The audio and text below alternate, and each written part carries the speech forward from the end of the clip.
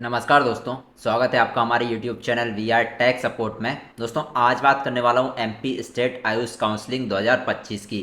तो दोस्तों यहाँ पे एमपी स्टेट आयुष काउंसलिंग का जो यहाँ पे स्केड्यूल है वो आ चुका है। स्केड्यूल के यहाँ पे मैंने पूरा ही पहले जो वीडियो यहाँ पे मैंने बनाया था कल या परसों में, उसमें पूरा डिस्कस कर चुका हूँ मैं किस तरीके से जो है आपको काउंसलिंग कराना है, डॉक्यूमेंट्स कट ऑफ वगैरह सारी चीज़ मैं आज आपको उस वीडियो में मैं आपको यहाँ पे बता चुका हूँ।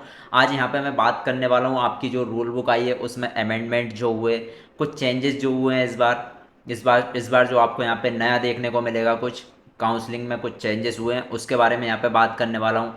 देन आपको यहाँ पे सीट लिविंग बॉन्ड के बारे में बताने वाला हूँ कि आपको यहाँ पे गवर्नमेंट कॉलेज में कितने लाख का आपका यहाँ पे बॉन्ड होता है, प्राइवेट कॉलेज में यहाँ पे कितने लाख का बॉन्ड होता है, ये सारी चीज़ आज आपको यहाँ पे डिस्कस करने वाला हूँ। देन यदि आप सीट लीव करते हैं देन आपको यहाँ पे क्या क्या यहाँ पे आपको करना पड़ेगा, ठीक है। किस चीज़ से आपको यहाँ पे बचना है जब आप एमपी स्टेट आयुष काउंसलिंग करेंगे तब। देन आपको यहाँ पे कॉलेज की फ़ीस यहाँ पे एग्जैक्ट कैसे देखना है कि किस कॉलेज की कितनी फ़ीस यहाँ पे लगने वाली है, ये सारा कुछ आज आपको इस वीडियो में यहाँ पे देखने को मिल जाएगा। सबसे पहले दोस्तों यदि आप इस चैनल पर नए हैं तो चैनल को सब्सक्राइब कर लेना है। देन आपको यहाँ पे नोटिफिकेशंस ऑन कर लेना है, क्योंकि इस चैनल पर आपको एमपी स्टेट आयुष काउंसलिंग से रिलेटेड सारी वीडियोस सारे अपडेट्स देखने को मिल जाएंगे। लास्ट ईयर भी हमने यहाँ पे पूरी MP state Ayush counselling stay vacancy last stay vacancy round तक यहाँ पे कवर की थी। सारा कुछ सारी वीडियोस आपको यहाँ पे टाइम टू टाइम यहाँ पे मिला था। सारा कुछ आपको यहाँ पे सपोर्ट, जो भी आपकी इंक्वायरी थी सारा सपोर्ट आपको यहाँ पे मिला था। इस बार भी पूरी काउंसलिंग जो है हम कवर करने वाले हैं, ठीक है। तो सारी वीडियोस सारा कुछ अपडेट्स आपको इस चैनल पर यहाँ पे देखने को मिल जाएगा। सबसे पहले चैनल को सब्सक्राइब कर लेना है और नोटिफिकेशंस ऑन कर लेना है। अब जैसा कि यहाँ से आप देख पाएंगे फर्स्ट राउंड आपका यहाँ पे होने वाला है 11 तारीख से। स्टेट कोटा की बात कर रहा हूँ मैं। यदि आप ऑल इंडिया कोटा से, यदि आप अदर स्टेट से हैं एमपी में एडमिशन लेना चाहते हैं तो ऑल इंडिया काउंसलिंग जो है यहाँ पे 9 तारीख से स्टार्ट हो रही है। तो उसके लिए मैं अलग से यहाँ पे वीडियो बना दिया है, आप चैनल पे जाके देख सकते हैं, ठीक है। या फिर अभी नहीं तो आपको यहाँ पे लगभग कल आपको यहाँ पे वीडियो मिल जाएगा ऑल इंडिया काउंसलिंग का, तो आप उसके थ्रू यहाँ पे जाके देख सकते हैं, ठीक है। मैं उन्हें पूरा प्रोसेस बताया ऑल इंडिया के थ्रू आप यहाँ पे कैसे एडमिशन्स ले सकते हैं एमपी में यदि आप अदर स्टेट के हैं तो, ठीक है। यहाँ पे मैं बात करने वाला हूँ स्टेट कोटा का। तो आपके 11 तारीख से यहाँ पे रजिस्ट्रेशन स्टार्ट हो रहा है, 15 तारीख तक यहाँ पे आपके रजिस्ट्रेशन चलने वाले हैं। रजिस्ट्रेशन कैसे करना है, डॉक्यूमेंट वेरिफिकेशन कैसे कराना है, कौन कौन से डॉक्यूमेंट्स लगने वाले हैं, देन डॉक्यूमेंट्स के बाद अलॉटमेंट किस तरीके से होने वाला है, ये सारी चीज़ मैंने वीडियो में यहाँ पे बता दिया है पहले ही। यदि आप यहाँ पे नहीं देखा है तो नीचे डिस्क्रिप्शन में लिंक यहाँ पे आपको मिल जाएगी, लिंक के थ्रू आप यहाँ पे चेक कर सकते हैं, ठीक है। आज बात करने वाला हूँ जो यहाँ पे आपका यहाँ पे रूल बुक आई है, अमेंडमेंट रूल बुक आई है जो, उसके बारे में क्या क्या चेंजेस आपको इस रूल बुक में यहाँ पे देखने को मिलेंगे, ये सारी चीज़ के बारे में बात करने वाला हूँ। देन सीट लिविंग बॉन्ड के बारे में मैं आगे आपको बता दूंगा, ठीक है। देन उसके बाद किस कॉलेज की कितनी फ़ीस आपको यहाँ पे एग्जैक्ट पता करना है वो भी मैं आगे चल के आपको बता दूंगा, ठीक है। सबसे पहले जब आप इस रूल बुक को खोलेंगे तो इसमें सबसे पहले तो यहाँ पे आपको क्लियर लिखा हुआ है ऊपर, सबसे ऊपर जो पॉइंट है आपका 5.6 पॉइंट है, 5.6 पॉइंट है जो कि आय प्रमाण पत्र से रिलेटेड है, ठीक है। ये एक इम्पोर्टेंट पॉइंट है, इस चीज़ का आपको यहाँ पे ध्यान रखना है यदि आप स्टेट कोटा की काउंसलिंग में पार्टिसिपेट कर रहे हैं तो, ठीक है। यहाँ पे देख सकते हैं क्लियर लिखा हुआ है, आपको यहाँ पे पढ़ सकते हो तो पढ़ सकते हैं, नहीं तो यहाँ पे क्लियर लिखा हुआ है जब तक यहाँ पे आपकी आयुष काउंसलिंग चलती है। एक मिनट, ठीक है। ये आप देख पाएंगे, ये पॉइंट यहाँ पे क्लियर लिखा हुआ है, अन्य पिछड़ा वर्ग एवं आर्थिक रूप से कमजोर वर्ग के अभ्यर्थियों को अभिलेख सत्यापन के समय वैध आय प्रमाण पत्र जो कि काउंसलिंग सत्र से 1 वर्ष से अधिक पूर्व का ना हो प्रस्तुत करना अनिवार्य है, ठीक है। जब आप डॉक्यूमेंट वेरिफिकेशन कराने जाएंगे ना पंडित खुशीलाल शर्मा, या फिर डॉक्यूमेंट वेरिफिकेशन कराने आप किसी भी गवर्नमेंट और किसी भी आप बीएचएमएस के यहाँ पे गवर्नमेंट कॉलेज में जा सकते हैं, ठीक है। किसी भी गवर्नमेंट से आप यहाँ पे डॉक्यूमेंट वेरिफिकेशन करा सकते हैं। जब आप डॉक्यूमेंट वेरिफिकेशन कराने जाएंगे तो आपको इनकम सर्टिफिकेट जो है 1 साल से पुराना नहीं होना चाहिए। वहाँ पे इनकम सर्टिफिकेट भी लगेगा ओबीसी और यहाँ पे जो कमज़ोर वर्ग के यहाँ पे ईडब्ल्यूएस वाले जो हैं उनको यहाँ पे इनकम सर्टिफिकेट लगेगा। उनके लिए जो इनकम सर्टिफिकेट है वो 1 साल से पुराना नहीं होना चाहिए। जैसे कि काउंसलिंग आपकी यहाँ पे लगभग लास्ट तक चलने वाली है दिसंबर तक, तो आपका जो यहाँ पे इनकम सर्टिफिकेट है वो 2025 का होना चाहिए, 2025 से पहले का नहीं होना चाहिए। 2025 से पहले का यदि आपके पास है तो यहाँ से देख सकते हैं, आय प्रमाण पत्र प्राप्त करने के लिए आवेदन एवं प्रमाण पत्र का प्रारूप इसी प्रारूप में जारी प्रमाण पत्र मान्य होगा। ठीक है, जो डिजिटल इनकम सर्टिफिकेट है जो आजकल बन रहे हैं, डिजिटली बनते हैं आजकल, वही आपका इनकम सर्टिफिकेट यहाँ पे लगने वाला है। ठीक है, यदि आपका जो इनकम सर्टिफिकेट है वो 1 साल से पुराना है, मतलब 2024 का है, ये मान के चलिए आप 2024 का है, तो उसको यहाँ पे आपको नया बनवा लेना है। ठीक है, इनकम सर्टिफिकेट आपका नया ही बनता है, वैसे तो 3 साल के लिए रहता है आपका, लेकिन यदि आपका 2024 का है तो 2025 का न्यू आपको यहाँ पे बनवा लेना है। देखिए, आप इनकम सर्टिफिकेट जब बनवाएंगे ना, तो जब आप तहसील तहसील से भी बनवा सकते हैं, तहसील में एक दिन में आपका बन जाएगा। एमपी ऑनलाइन से बनवाएंगे, वहाँ से भी आपका एक दिन में बन जाता है। ठीक है, इनकम सर्टिफिकेट चार्ज भी आपका नहीं लगता है, 30-40 रुपये लगते हैं। एमपी ऑनलाइन पे जाएंगे तो ज़्यादा से ज़्यादा 100 रुपये चार्ज लगेगा, लेकिन एक दिन में आपका यहाँ पे बन के रेडी हो जाएगा, आपको आगे जाके दिक्कत नहीं होगी। ठीक है, तो इनकम सर्टिफिकेट आज ही यहाँ पे न्यू बनवा लेना है। ठीक है, सबसे पहला पॉइंट तो आपको इनकम सर्टिफिकेट से रिलेटेड था, जो कि यहाँ पे इस बार चेंज हुआ है। पहले जो है लगभग 3 साल पुराना इनकम सर्टिफिकेट भी लग चल जाता था, 3 साल तक वैलिड रहता था, लेकिन अब जो है आपका 1 साल पुराना इनकम सर्टिफिकेट नहीं चलेगा, 1 साल से नया नया होना चाहिए। ठीक है, तो आपको नया इनकम सर्टिफिकेट जो है वो बनवा लेना है। और भी चीज़ें हैं इसमें, वो मैं आपको यहाँ पे बता देता हूँ। ये एक आप इम्पोर्टेंट पॉइंट देख सकते हैं यहाँ से जो है एक इम्पोर्टेंट पॉइंट देख सकते हैं, अभ्यर्थियों को अपनी प्राथमिकता के अनुसार चॉइस फिलिंग का क्रमानुसार चयन का विकल्प MP online Ayush online portal पर अपनी कैंडिडेट प्रोफाइल से लॉगिन करके चॉइस फिलिंग और लॉकिंग करनी होगी, जिसका निर्धारित शुल्क 50 रुपये दे होगा। ठीक है, चॉइस फिलिंग का जो चार्ज है आपका यहाँ पे 50 रुपये लगने वाला है। रजिस्ट्रेशन का जो चार्ज लगता था 2023-24 या फिर पहले भी जो रजिस्ट्रेशन का चार्ज लगता था वो 500 रुपये लगता था। ठीक है, 500 रुपये लगता था, सिर्फ एक बार आपको रजिस्ट्रेशन कराना है। एक बार आपने रजिस्ट्रेशन करा लिया, देन आपको यहाँ पे नेक्स्ट राउंड में रजिस्ट्रेशन कराने की ज़रूरत नहीं रहती थी। लास्ट स्टे वैकेंसी राउंड तक आपको रजिस्ट्रेशन कराने की ज़रूरत नहीं है, सिर्फ एक बार रजिस्ट्रेशन कराना है, देन आपको चॉइस फिलिंग फीस पे करना है बस, और कुछ नहीं करना है। यदि आपका नाम नहीं आता है तो ठीक है, 50 रुपये चॉइस फिलिंग फीस आपकी रहने वाली है। बाकी यहाँ पे कुछ लोगों का कहना है कि कुछ लोग यहाँ पे क्वेश्चंस पूछ रहे थे कि सिक्योरिटी मनी भी लगती है क्या, तो एमपी में आपकी जो आयुष काउंसलिंग होती है ना, उसमें बिल्कुल भी यहाँ पे आपको सिक्योरिटी मनी नहीं लगती है। ठीक है, सिक्योरिटी मनी लगती है आपकी कॉलेज की, जो आपको कॉलेज में लगती है, आपको 10,000 के समथिंग जो लगती है क्वेश्चन मनी, वो ही रहती है बस। बाकी सिक्योरिटी मनी आपको यहाँ पे एमपी आयुष काउंसलिंग में नहीं लगेगी, आपको सिर्फ 500 रुपये रजिस्ट्रेशन फीस लगेगा, देन 50 रुपये आपका चॉइस फिलिंग लगेगा, बस इतना ही चार्ज लगने वाला है, और कुछ भी चार्ज आपका यहाँ पे नहीं लगने वाला है काउंसलिंग में, ना ही आपको डॉक्यूमेंट वेरिफिकेशन में चार्ज लगेगा। ठीक है, तो आपकी यहाँ पे कुछ भी सिक्योरिटी फीस यहाँ पे नहीं लगने वाली है। ठीक है, बाकी स्टेट्स में लगती है, आपको राजस्थान यूपी में जाएंगे तो आपको 50,000 25,000 सिक्योरिटी फीस लगती है, लेकिन एमपी में आपको कोई भी सिक्योरिटी फीस नहीं लगेगी। अब एक चीज़ और यहाँ पे देख सकते हैं आप, 15.2 पॉइंट में आपका यहाँ पे रहेगा, महाविद्यालय की प्रवेश समिति में 2 वरिष्ठ शिक्षक तथा कम से कम 2 आरक्षित प्रवर्ग के शिक्षक रहेंगे। ठीक है, जब आप यहाँ पे जब आपका अलॉटमेंट आ जाएगा उस टाइम पे, जब जब आप कॉलेज जाएंगे तो वहाँ पे 2 आपके जो सेंट्रल से आएंगे, 2 यहाँ पे आपके टीचर रहेंगे जो आपका डॉक्यूमेंट चेक करेंगे, सारा कुछ अच्छे से चेक करेंगे। ठीक है, मूल दस्तावेजों का सत्यापन करेंगे। ठीक है, यदि पात्र पाए जाए तो उम्मीदवार के पाठ्यक्रम में प्रवेश की अनुशंसा प्राधान्याचार्य की करेगी। ठीक है, प्रिंसिपल आपके यहाँ पे करेंगे। ये चीज़ हो गई, इस चीज़ का आपको यहाँ पे ध्यान रखना है। अब बात करते हैं यहाँ पे फर्स्ट राउंड की काउंसलिंग जब होगी उनमें कौन कौन पार्टिसिपेट कर सकता है, देन आपको सेटिस्फाइड अनसेटिस्फाइड का ऑप्शन यहाँ पे कैसे देखने को मिलेगा। तो प्रथम चरण की काउंसलिंग में सभी पंजीकृत एवं सत्यापित अभ्यर्थी पात्र होंगे, जिन लोगों ने यहाँ पे वेरिफिकेशन कराया है सिर्फ वो ही स्टूडेंट एडमिशन के लिए एलिजिबल होंगे, वही स्टूडेंट चॉइस फिलिंग कर पाएंगे। यदि आपने डॉक्यूमेंट वेरिफिकेशन नहीं कराया तो आप चॉइस फिलिंग नहीं कर पाएंगे। ठीक है, डॉक्यूमेंट वेरिफिकेशन कंपलसरी है। प्रथम चरण में सभी पात्र अभ्यर्थियों को प्रक्रिया में शामिल चॉइस फिलिंग में लॉकिंग करना अनिवार्य है। ठीक है, आपने यहाँ पे पढ़ लिया है।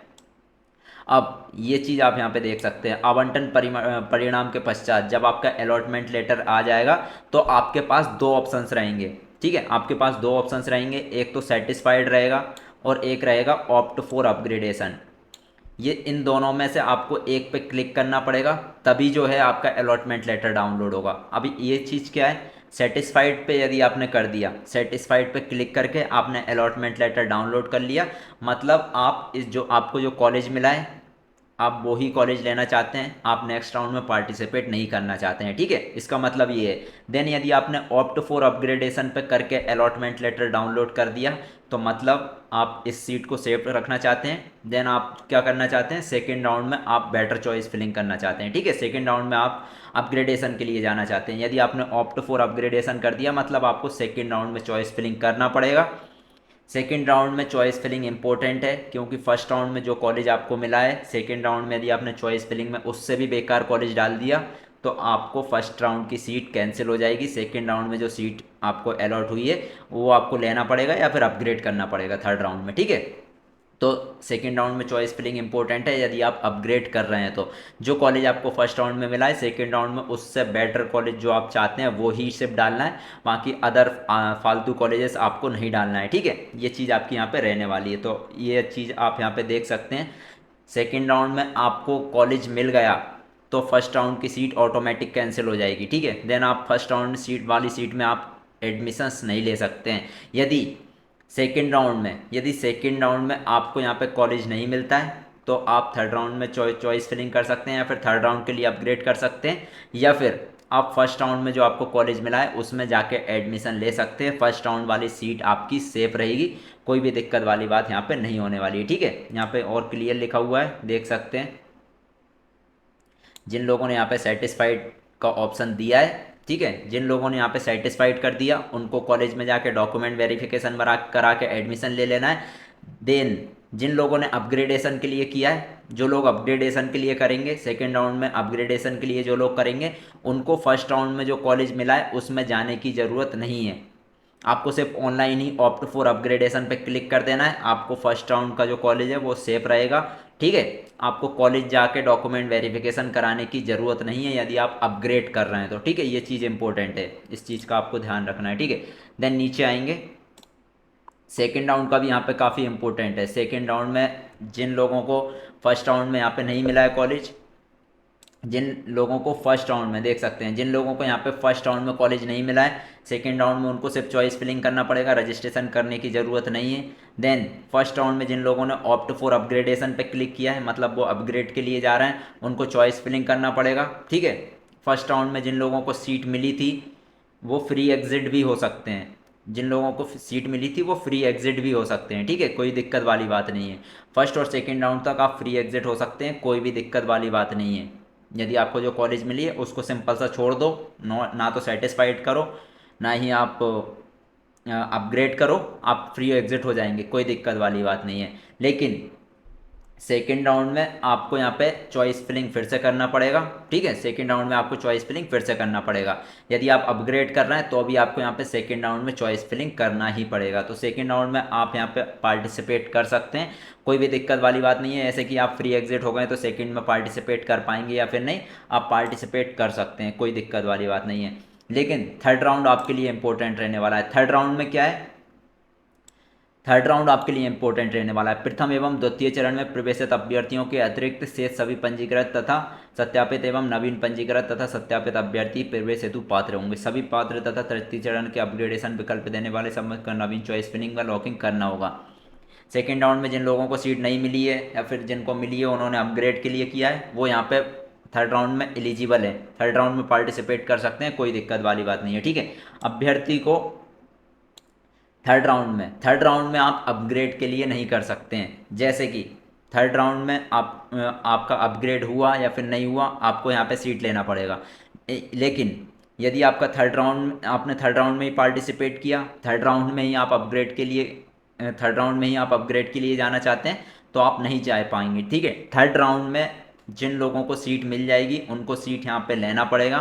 थर्ड राउंड के बाद आपका यहाँ पे कोई भी अपग्रेड का ऑप्शन नहीं मिलेगा। यहाँ पे देखिए क्लियर लिख सकते हैं, अभ्यर्थी को तृतीय चरण में सीट आवंटित होने पर महाविद्यालय में प्रवेश लेना अनिवार्य होगा तथा बेहतर विकल्प चुनने ऑप्ट फॉर अपग्रेडेशन की सुविधा उपलब्ध नहीं होगी, ठीक है। अपग्रेडेशन आप नहीं कर सकते हैं थर्ड राउंड में। साथ ही ऐसे अभ्यर्थी आगामी चरणों की काउंसलिंग हेतु पात्र नहीं होंगे, ठीक है। जिन लोगों को थर्ड राउंड में कॉलेज मिल गया, उन्होंने यदि सीट नहीं ली तो आप आगे की राउंड में भी यहाँ पे पार्टिसिपेट नहीं कर पाएंगे, ठीक है। इन चीज़ों का आपको यहाँ पे ध्यान रखने की ज़रूरत है, ठीक है। देन एक चीज़ और है इस बार, वो मैं आपको यहाँ पे बता देता हूँ।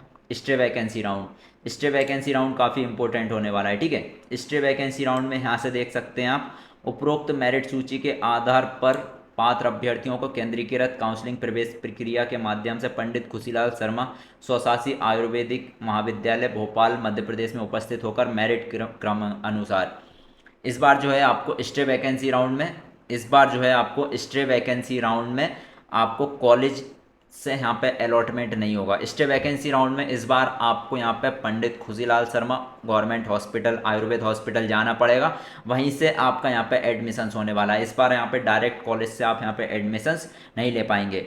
पहले आपको जो है यहाँ पर पंडित खुशीलाल शर्मा जाना पड़ेगा, वहाँ से आपको यहाँ पे डॉक्यूमेंट वेरिफिकेशन कराना पड़ेगा, सारा कुछ कराना पड़ेगा, देन आप यहाँ पे एडमिशन्स ले पाएंगे कॉलेज में स्टे वैकेंसी राउंड में। लास्ट ईयर यहाँ पे चेंज था, डायरेक्ट कॉलेज जाके यहाँ पे आप एडमिशन्स ले सकते हैं, ठीक है। तो ये सारा आपको यहाँ पे मैंने सारा कुछ बता दिया है, फर्स्ट सेकेंड थर्ड राउंड की काउंसलिंग सारा कुछ यहाँ पे आपको बता दिया है। बाकी यदि आप फीस वगैरह देखना है कॉलेज की तो नीचे जब आएंगे,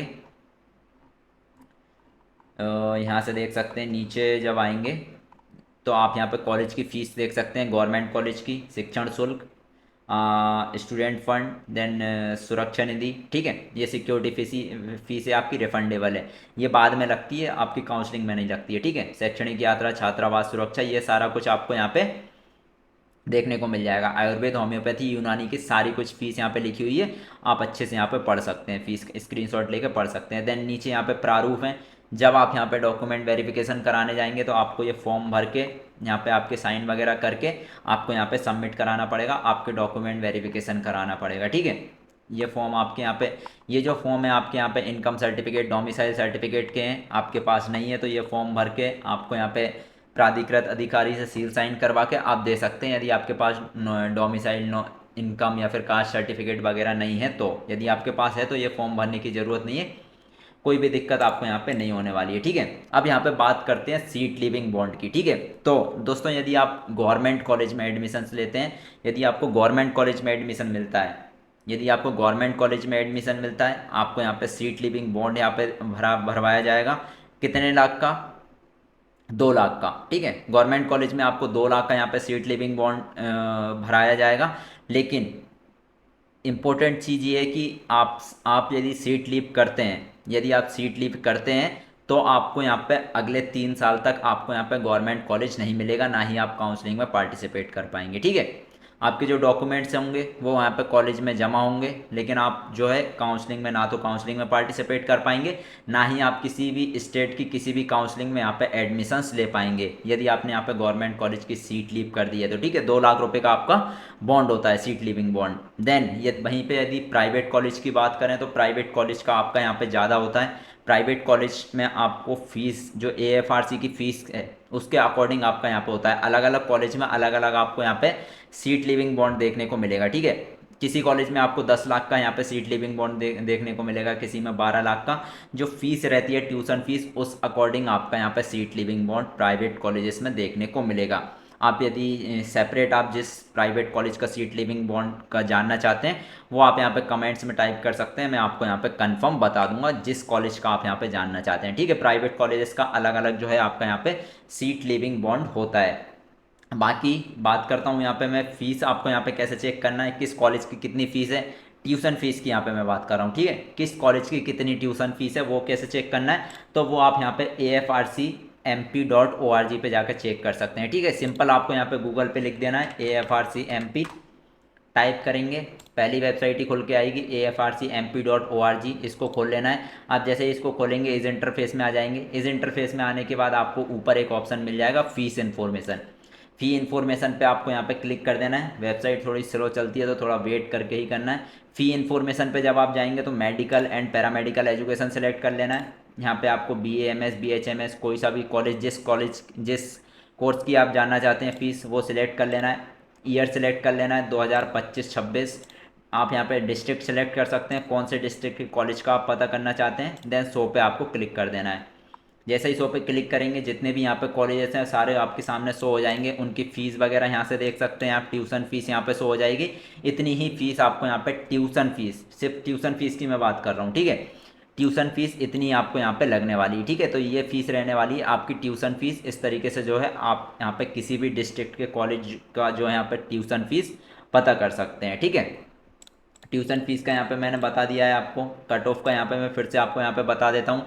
गवर्नमेंट कॉलेज, प्राइवेट कॉलेज तो आपको, यदि आप नीट का यहाँ पे पासिंग मार्क्स भी हैं 50% और 40%, मतलब 144 और 113, आपसे नीट में यहाँ पे क्वालिफाइड भी हैं तो आपको यहाँ पे प्राइवेट कॉलेज मिल जाएगा, कोई भी दिक्कत वाली बात नहीं है, ठीक है। लेकिन लेकिन यदि आप गवर्नमेंट कॉलेज लेना चाह रहे हैं तो एसटी कैटेगरी में यदि आप 5,36,000 यहाँ पे दिखा रहा है, लेकिन 5,50,000 के आसपास भी रैंक यदि आपकी है एसटी कैटेगरी में, यदि आपकी रैंक 5,50,000 या फिर 5,70,000 से नीचे नीचे यदि आपकी रैंक है तो आपको यहाँ पे काउंसलिंग में पार्टिसिपेट करना है। वहीं एससी कैटेगरी की बात करूँ तो 3,60,000 से लेके 3,61,000 यहाँ पे लिखा हुआ है मैंने।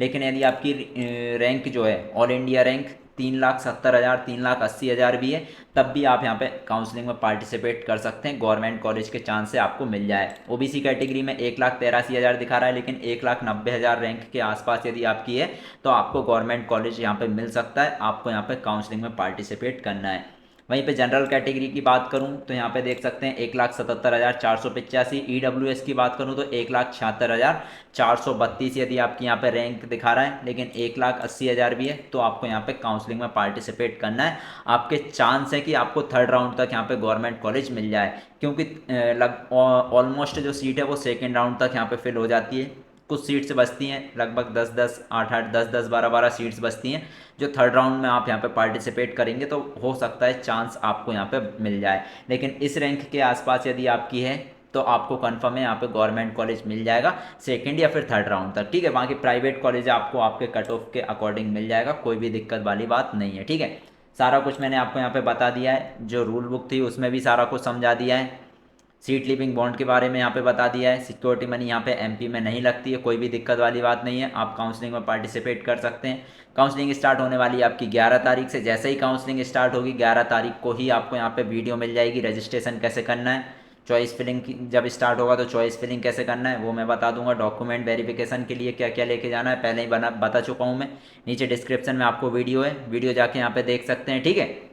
तो सारा कुछ मैंने एमपी आयुष काउंसलिंग से रिलेटेड आपको बता दिया है, ठीक है। बाकी यदि आप ऑल इंडिया कोटा से यहाँ पे अप्लाई कर रहे हैं, यदि आप अदर स्टेट से हैं एमपी में एडमिशन लेना चाहते हैं बीएएमएस बीएचएमएस बीओएमएस में, तो आपके लिए यहाँ पे वीडियो आने वाली है आज या कल में, आपको यहाँ पे वीडियो मिल जाएगी ऑल इंडिया काउंसलिंग की। उसमें सारा कुछ मैंने आपको यहाँ पे समझा के रखा हुआ है, वो वीडियो देख के आप यहाँ पे काउंसलिंग में पार्टिसिपेट कर सकते हैं। ऑल इंडिया कोटा की जो काउंसलिंग है वो आपकी यहाँ पे 9 तारीख से स्टार्ट हो रही है, तो आपको यहाँ पे देख के वो वीडियो अप्लाई कर लेना है। बाकी दोस्तों आपको सबसे पहले इस चैनल को सब्सक्राइब कर लेना है, ठीक है, नोटिफिकेशन ऑन कर लेना है, क्योंकि इस चैनल पर आपको सारी वीडियोस मिल जाएंगी, रजिस्ट्रेशन चॉइस फिलिंग से लेके अलॉटमेंट तक की आपको यहाँ पे सारी अपडेट्स और सारी वीडियोस देखने को मिल जाएगी। इसीलिए सबसे पहले चैनल को सब्सक्राइब कर लीजिए, नोटिफिकेशंस ऑन कर लीजिए, क्योंकि इस चैनल पर आपको एमपी स्टेट आयुष काउंसलिंग से रिलेटेड सारी वीडियोस सारी अपडेट्स मिलने वाले हैं।